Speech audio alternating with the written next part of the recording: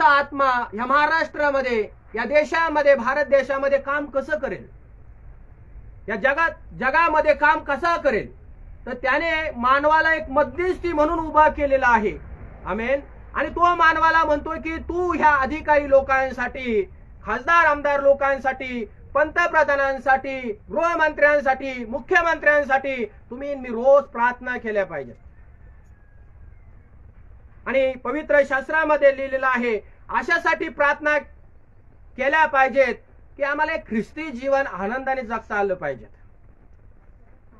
छळाला आपण घाबरत नाही, पण ज्या देशामध्ये आम्ही राहत आहोत आमचं कर्तव्य परमेश्वराने आम्हाला जे दिलेलं आहे. पौल या ठिकाणी आपल्या लेकराला हे सांगत आहे की तू अधिकाऱ्यांसाठी प्रार्थना कर. आता बघा तुम्ही आणि मी या गोष्टीमध्ये पाहतो गेली 10-12 वर्षापासून कितीतरी छळ होत आहे. काल परवा दिवशी मी एक बातमी पाहिली आणि त्या बातमीमध्ये एका देवाच्या सेवकाला शेण खाऊ घातलं, मारलं, त्याला पुष्कळ मारलं आणि त्याला गाईचं शेण खाऊ घातलं आणि त्याला घोषणा द्यायला लावली.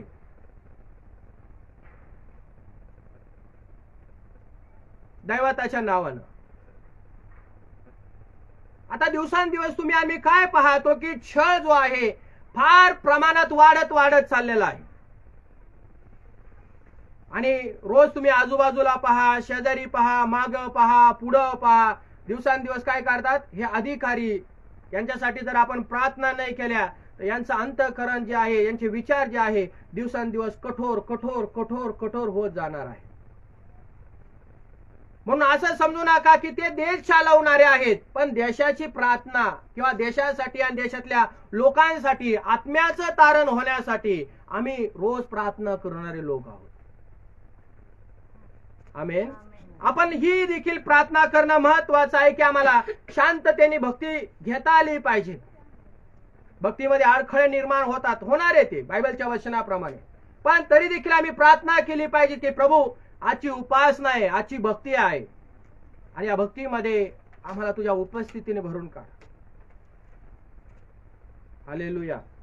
तर शांत आणि स्वस्थपणा या ठिकाणी तुम्ही आम्ही पाहतो अजिबात राहिलेला नाही. वचन 2 मध्ये काय लिहिलंय पहा.